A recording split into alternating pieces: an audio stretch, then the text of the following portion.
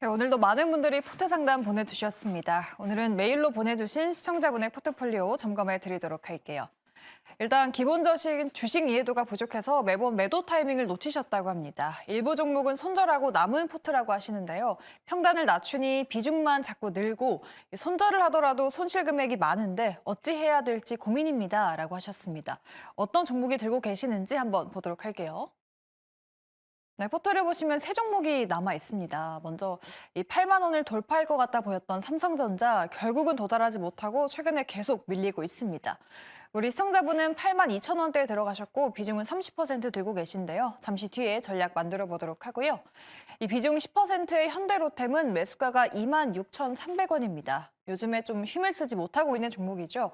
최근에 들어가신 건지 매수가 2만 6,300원의 전략도 잠시 뒤에 들어보도록 할게요.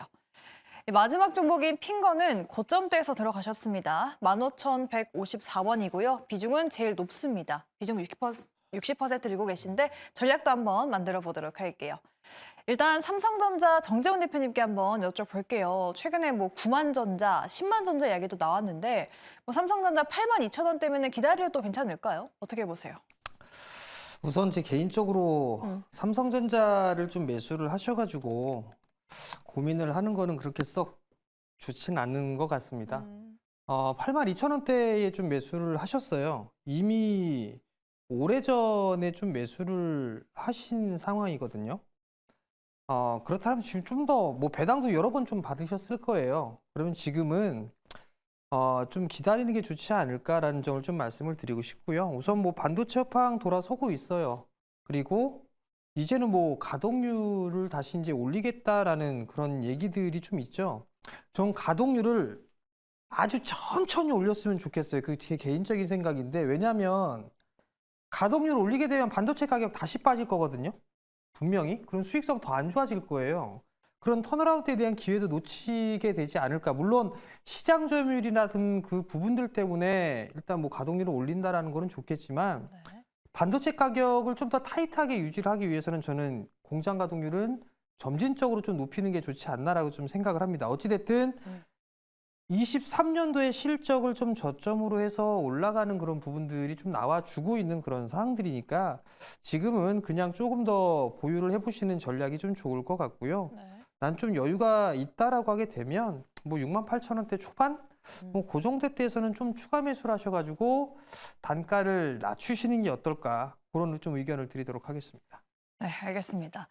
다음 종목인 현대로템은 이성우 이사님께 한번 여쭤보도록 할게요. 오늘 스페코가 상한가 마감하고 빅텍도 초급등했는데 퍼스텍도 움직였는데 현대로템은 딱히 움직임이 없거든요.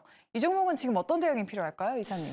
지금 방산주 같은 경우 보면 하나그룹 대표적으로 주가가 강하죠. 네. 그런 기업들 대비해서 전차라든지 기타 이 수주 같은 경우가 당장 나오지 않는 상황인 현대로템 같은 경우는 오늘 시장 대비해서 좀 약한 모습이었어요. 긴 얘기보다는 가격이 만약에 시장과 함께 하락을 해서 23,000원대에 온다라고 하면은 현재 가진 비중 한 2배 정도 추가 매수를 하시면 좋은 결과가 있을 것 같아요. 지금 시장에 긴 말이 필요할까요? 어느 정도 매수를 할지 결정을 해놓고 대응을 하시면 현대로템 같은 경우는 좋은 결과가 있을 것 같습니다.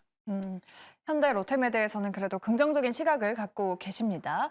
마지막 종목인 핑거는 비중이 제일 높으세요. 60% 비중이시고 매수가가 15,000원대인데 핑거는 그래도 외국인 매수가 조금 들어오고 있기는 한데 왜 이렇게 밀리는 건지 예 대표님 주가 좀 힘을 내줄 수 있을까요, 핑거?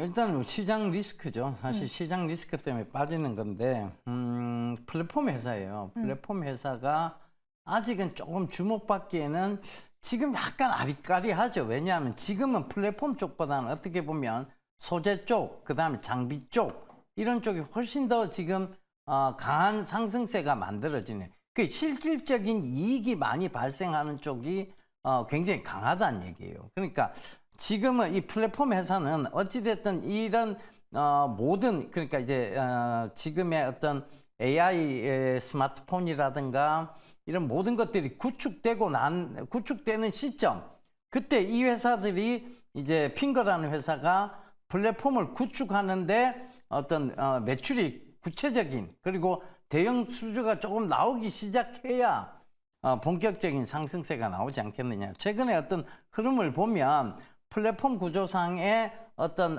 지금 기대감 살짝 부과가 됐어요. 근데 시장이 안 좋았거든요. 그러니까 결국 시장 때문에 밀린 건데 요건 조금 보유를 하셔야 되지 않겠느냐.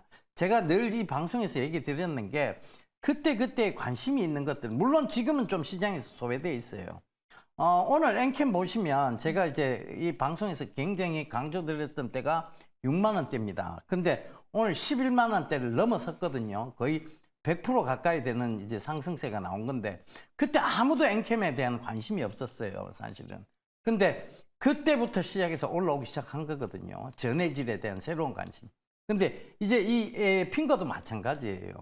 그러니까 이게 플랫폼이 관심 받기 시작할 때 그때 내가 이 15,000원대 들고 있다가 15,000원 약간 올라오면 그때 나는 본전 찾았으니까 나갈래 이렇게 가시면 안 된다는 얘기예요. 플랫폼은 결국은 플랫폼을 구축하는 업체는 플랫폼을 만들고자 하는 데에서는 꼭 필요한 업체예요. 그러다 보면 핑거가 어느 날 주목을 굉장히 강하게 받는 날이 올 거예요. 그 구간까지는 좀 참으셔야 될 것 같습니다. 예. 네, 이렇게 핑거까지 세 분과 함께 포트폴리오 점검 들어봤습니다. 우리 시청자분 대응하시는데 도움 되셨길 바라겠고요. 우리 세 분은 여기서 보내드리도록 하죠. 세 분 오늘 말씀 고맙습니다.